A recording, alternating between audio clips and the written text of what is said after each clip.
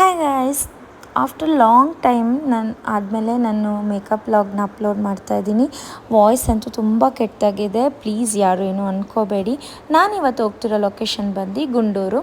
So ಅಲ್ಲಿ ಊರಬ್ಬ ಇರೋದ್ರಿಂದ ನನ್ನ ಕ್ಲೈಂಟ್ ಉನ್ನತಿ ನನಗೆ ಪ್ರೀವಿಯಸ್ ಆಗೇ ಬುಕ್ ಮಾಡ್ಕೊಂಡಿದ್ರು. ಹೋಗಿದ ತಕ್ಷಣ ಸ್ಯಾರೀಸ್ನ ಕೊಟ್ಟರು, ಪ್ರೀ ಪ್ಲೀಟಿಂಗ್ ಮಾಡ್ಕೊಳ್ಳೋಕೆ ಸ್ಟಾರ್ಟ್ ಮಾಡಿಕೊಂಡೆ. ಸ್ವಲ್ಪ ಟೈಮ್ ಇತ್ತು, ವೆಯ್ಟ್ ಮಾಡ್ತಾಯಿದ್ದೆ. ಆಗ ಒಂದು ಸೆಲ್ಫಿ ವಿಡಿಯೋ ಮಾಡಿಕೊಂಡೆ. ಬೆಳಗ್ಗೆ ನನ್ನ ಫೇಸ್ ಚೆನ್ನಾಗಿ ಕಾಣಿಸ್ತಿತ್ತು.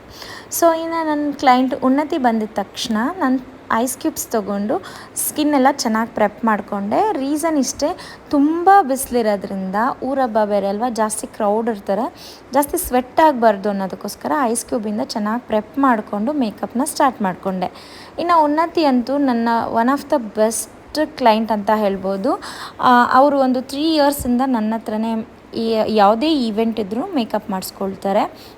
ಇನ್ನು ಹೇರ್ ಸ್ಟೈಲ್ ಅಂತೂ ತುಂಬ ಚೆನ್ನಾಗಿ ಬಂದಿತ್ತು. ಮೇಕಪ್ ಅಂತೂ ಅವ್ರಿಗೆ ಸಿಕ್ಕಾಪಟ್ಟೆ ಇಷ್ಟ ಆಯಿತು.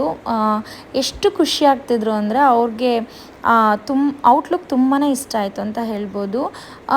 ಕೆಲವರು ಕ್ಲೈಂಟ್ಸ್ ಏನು ಮಾಡ್ತಾರೆ ಅಂದರೆ ಫೋಟೋಸ್ ತೊಗೋಬೇಡಿ, ವೀಡಿಯೋಸ್ ಹಾಕಬೇಡಿ ಅಂತ ಹೇಳ್ತಾರೆ. ಬಟ್ ನನ್ನ ಕ್ಲೈಂಟ್ ಉನ್ನತಿ ಒಂದು ಸಹ ಕೂಡ ಆ ಕಂಪ್ಲೇಂಟ್ಸ್ ಇಲ್ಲ. ಫೋಟೋಸು ವೀಡಿಯೋಸ್ ಎಲ್ಲ ತೊಗೊಳ್ಳಿ, ಹೇರ್ ಸ್ಟೈಲ್ದು ವೀಡಿಯೋ ಮತ್ತು ಮೇಕಪ್ ವೀಡಿಯೋಗಳನ್ನ ತೊಗೊಂಡು ಅಪ್ಲೋಡ್ ಮಾಡಿ ನನ್ನ ಟ್ಯಾಗ್ ಮಾಡಿ ಅಂತ ಹೇಳ್ತಾರೆ. ನಂಗೆ ಅದಕ್ಕಿಂತ ಇನ್ನೇನು ಬೇಕು ಅಲ್ವಾ. ಆ್ಯಂಡ್ ಉನ್ನತಿ ಜೊತೆ ಅವರ ಸಿಸ್ಟರ್ ಇನ್ಲಾಗೂ ಕೂಡ hair style, sari dropping, makeup 3 ಇತ್ತು. ಮುಗಿಸ್ಕೊಟ್ಟೆ.